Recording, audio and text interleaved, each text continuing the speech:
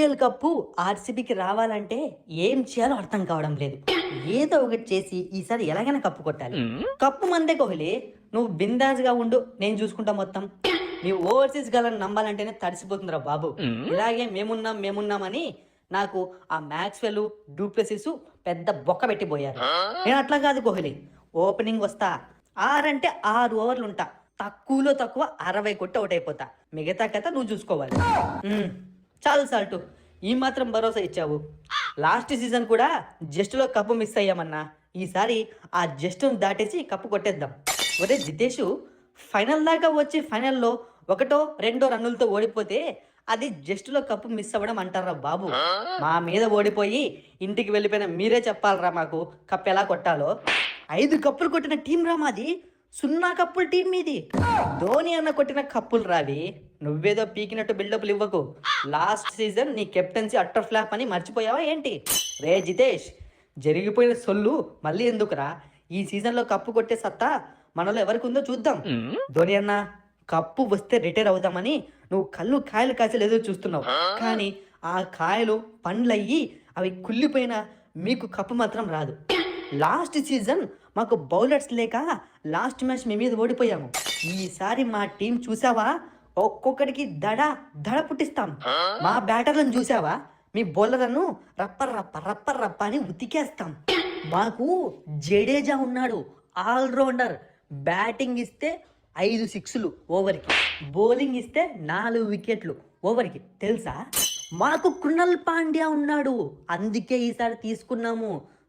దుమ్మనిస్తాం చూడండి కృణల్ పాండ్యతో. చిన్నస్వామిలో అందరికీ సుస్సు పోయిస్తాము, బౌలింగ్లో బ్యాటింగ్లో. ఇదిగో కోహ్లీ, కృణల్ పాండ్యని ఎక్కువ నమ్ముకుంటున్నావేమో. నీ ఇష్టం. పెద్ద బొక్క పెట్టి ఇంటికి పంపిస్తాడు. జడేజా ఎక్కడ, కృణల్ పాండ్యా ఎక్కడ? Quality all rounder Jadeja. మేము తయారు చేస్తాం కృణల్ పాండ్యాను క్వాలిటీ ఆల్రౌండర్గా. సారీ, ఆల్రెడీ క్వాలిటీ ఆల్రౌండరే, ఇంకా బాగా తయారు చేస్తాం. చూసావా, నీ నోట్లో నుంచే తప్పులు దొరుకుతున్నాయి. దీన్ని బట్టి అర్థం చేసుకోవచ్చు మీ టీం ఎంత గొప్పగా ఉందో. మాతో భువి ఉన్నాడు, స్వింగ్ కింగు. ఫస్ట్ ఓవర్లో బాల్ స్వింగ్ చేస్తే డైరెక్ట్గా వైడ్ దగ్గర టర్న్ అవుతుంది. అప్పుడు అంపైర్ దాన్ని వైడ్ అని ప్రకటిస్తాడు. ఆ మాత్రం తెలియదా కోహ్లీ నీకు?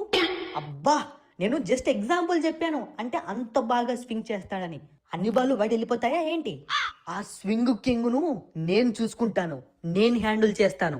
నేను బ్యాట్ పట్టుకొని బరిలో దిగానంటే స్వింగ్ కింగులే కాదు, ఏ కింగ్ అయినా వెనక్కి తగ్గాల్సిందే. మేము లియామ్ లివింగ్స్టన్ ని తీసుకున్నాము. నడిచే మానవ మృగం వాడు. బ్యాట్ ఇచ్చాను అనుకో, బౌలర్ల తలలు పగల కొడతాడు.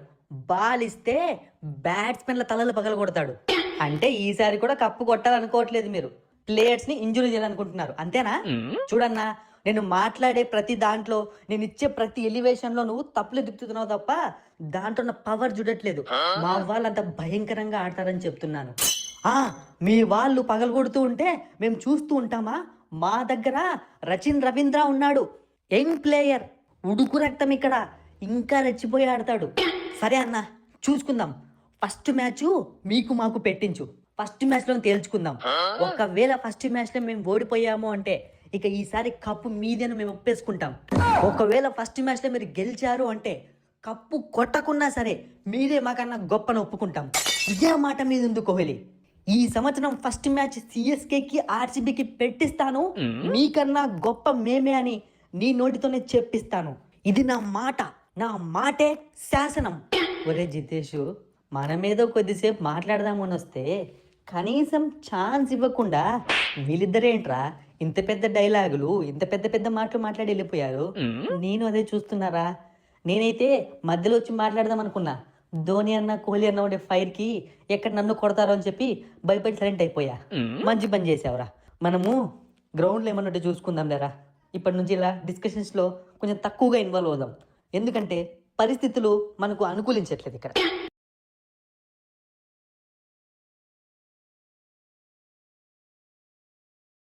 లాస్ట్ సీజన్ కప్పు కొట్టాల్సింది ఆర్సీబీనే.